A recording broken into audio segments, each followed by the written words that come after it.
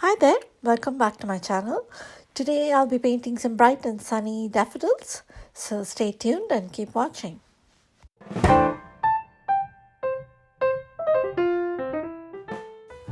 So I bought these supplies. I'll be using the Mijello Mission Gold watercolor set, and the brushes are the Da Vinci Squirrel Mop and number 6 and number 10.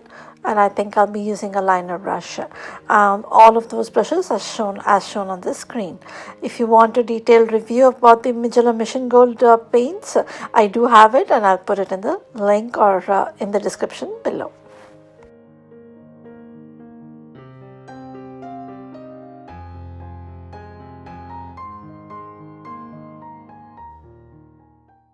So here, as you can see, I practiced my daffodils in my sketchbook. This is 100% cotton sketchbook by Khadi Papers, and the here I have tried two different color combinations, and also I'm trying to show you how I even sketched a little side view of the flower, and so that's what you can see me trying to show you here. So do feel free to practice in your sketchbooks before you start on your the very best paper. Although this is also very good paper, and for me, I felt I like to fill my books with good floral paintings. So that's what you can see me do here.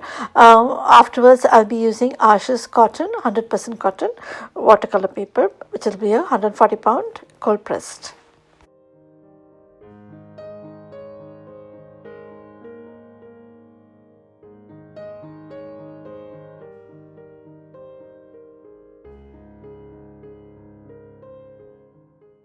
So to begin, I'll be using the wet on dry technique. My brush is loaded with pigment and water, and my paper is completely dry, and I begin to apply my basic colors, which is going to be my first layer. And here I'm keeping in mind that I'll be using complementary colors. So I'm going to be using a little bit of purple, there's going to be blue, and then there is going to be yellow with a little bit of burnt sienna for my darkest oranges, or even the stamen part of the daffodils. The way I want to work around this painting, because I use a very loose and expressive style, I'm going to be carving my daffodil out of the background, if I may say so.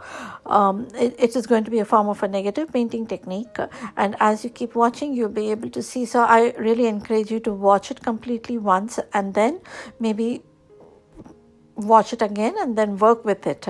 That way you'll be able to see exactly where I'm going with it, because I do not have a sketch, and I'm not going to be keeping my colors within the lines. So this is a very, very interesting way of carving the flower out of the background. So try and watch it completely once, and then maybe you'll be able to follow along.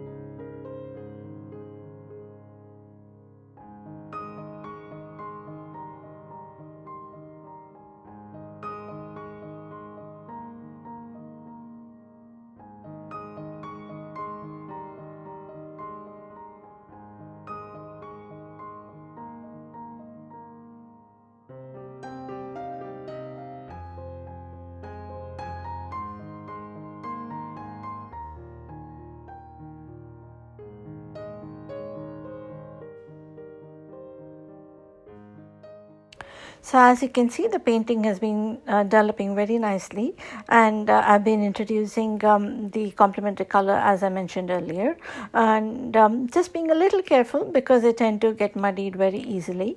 Apart from that, I have started to use the wet on wet technique now.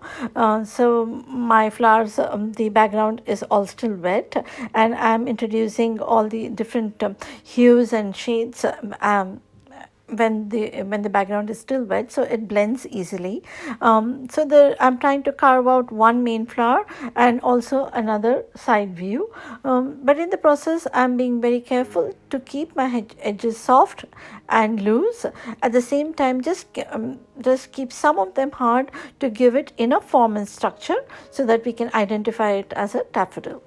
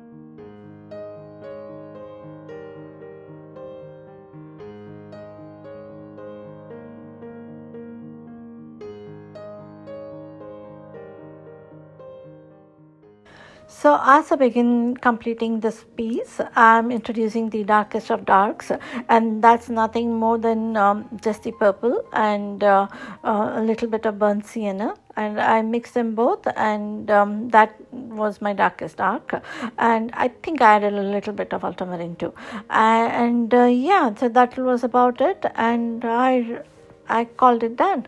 I really hope you guys enjoyed this and learned something from it.